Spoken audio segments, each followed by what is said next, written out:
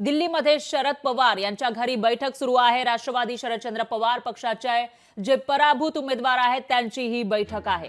बैठकीला दिल्लीचे माजी मुख्यमंत्री अरविंद केजरीवाल उपस्थित असल्याची माहिती आहे। त्याचबरोबर प्रशांत जगताप, अमोल कोल्हे, दत्ता बहिरट यांचीही उपस्थिती असल्याचं कळत आहे। तर धैर्यशील मोहिते पाटील आणि उत्तमराव जानकर सुद्धा या बैठकीला उपस्थित असल्याची माहिती आहे आणि ॲडव्होकेट अभिषेक मनु सिंघवी यांच्यासोबत बैठकीत चर्चा होत असल्याची माहिती समोर येते। ॲडव्होकेट अभिषेक मनु सिंघवी हे ज्येष्ठ वकील आहेत आणि त्याचबरोबर ते खासदार सुद्धा आहेत आणि त्यांच्यासोबत शरदचंद्र पवार पक्षाचे जे उमेदवार हरलेले होते या निवडणुकीमध्ये त्यांची बैठक सुरू आहे। सल्लामसलत सुरू असेल, त्याच्यामुळे आता हरलेल्या या उमेदवारांचं नेमकं काय ठरतं, याचिका दाखल केली जाते का सुप्रीम कोर्टामध्ये, आणि केली तर ती कशा पद्धतीने दाखल करणार हाही सवाल आहे। कारण या आधीची जी याचिका होती ती एकाच दिवसामध्ये न्यायालयाने फेटाळून लावलेली होती ईव्हीएम विरोधातली, त्यामुळे आता वेगळ्या पद्धतीने न्यायालयीन भाषेमध्ये ही याचिका दाखल करावी लागेल, जेणेकरून जर न्यायालयाचा दरवाजा ठोठावण्याचा निर्णय घेतलेलाच आहे तर ती याचिका टिकावी आणि त्याच्यावर सुनावणी व्हावी। यासाठी नेमकी कशा पद्धतीने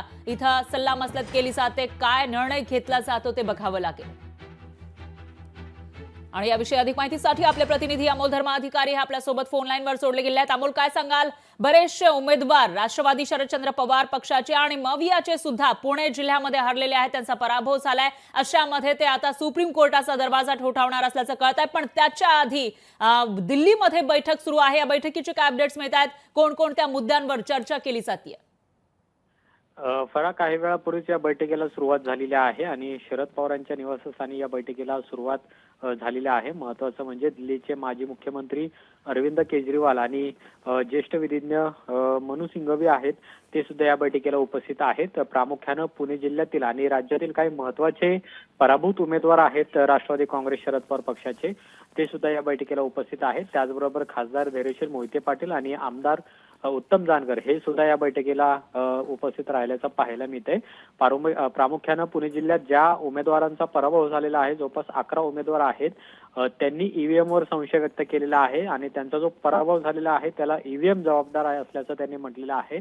ईव्हीएम मध्ये फेरफार करून हा विजय आहे तो विरोधी पक्षाला मिळालेला आहे आणि त्यामुळे याच्या विरोधात सुप्रीम कोर्टाची लढाई लढण्याचा निर्णय आहे तो या पराभूत उमेदवारांनी घेतलेला आहे। पण याआधी सुद्धा शरद पवारांनी या सर्व पराभूत उमेदवारांना ठोस पुरावे असेल तरच न्यायालयीन लढाई लढू अशा पद्धतीची सूचना केलेली होती आणि त्या अनुषंगाने सगळे महत्त्वाचे पुरावे घेऊन हे सगळे पराभूत उमेदवार आहेत त्यांनी काल दिल्ली गाठलेली होती।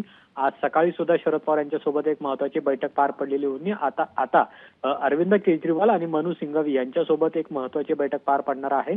प्रामुख्याने न्यायालयामध्ये कशा पद्धतीने याचिका दाखल करायची, कारण की याआधी सुद्धा अनेक वेळा ईव्हीएम विरोधातल्या याचिका या न्यायालयाने फेटाळून लावलेल्या आहेत आणि त्यामुळे कोणत्या मुद्द्यांच्या आधारे आणि सबळ पुराव्यांच्या आधारे ही याचिका दाखल करता येईल याबाबतची चर्चा आहे ती सुद्धा या बैठकीमध्ये होणार आहे। पण महत्त्वाचं म्हणजे अरविंद केजरीवाल यांची उपस्थिती सुद्धा महत्त्वाची मानली जाते आणि त्यामुळे या बैठकीमध्ये नेमका काय निर्णय होता आणि उद्या या पराभूत उमेदवारांकडून खरंच ईव्हीएम विरोधातली सुप्रीम कोर्टात याचिका दाखल केली जाते का, हे सुद्धा या बैठकीतून स्पष्ट होणार आहे। निश्चितच अमोल, तुम्ही महत्त्वाचे काही मुद्दे सांगितले ते म्हणजे पुरावे जमा करण्यास सांगितलेलं होतं शरद पवारांनी, त्यामुळे आता ते पुरावे आहेत का त्यांच्याकडे, ते कोणते आहेत, हा सगळ्यात महत्त्वाचा विषय। आणि दुसरं म्हणजे अभिषेक मनु सिंघवी इथं आहेत, जे ज्येष्ठ वकील आहेत, तज्ज्ञ आहेत, कायदेतज्ञ, आणि त्याचबरोबर IAS राहिलेले अरविंद केजरीवाल जे आपचे सर्वेसर्वा सध्या आहेत ते सुद्धा आहेत, त्यामुळे आता त्यांचे काय इनपुट्स मिळतात, त्यानुसार कशा पद्धतीने न्यायालयामध्ये हे सर्वजण जातात तेही बघावं लागेल। दरम्यान धन्यवाद तुम्ही दिलेल्या या सर्व माहितीसाठी।